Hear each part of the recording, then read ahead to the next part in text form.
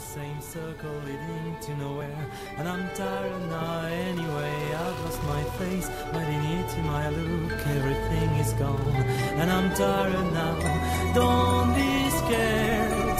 I found a good job and I go to work every day on my old bicycle you loved.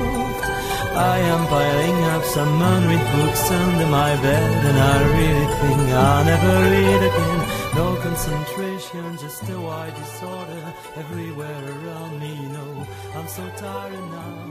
Don't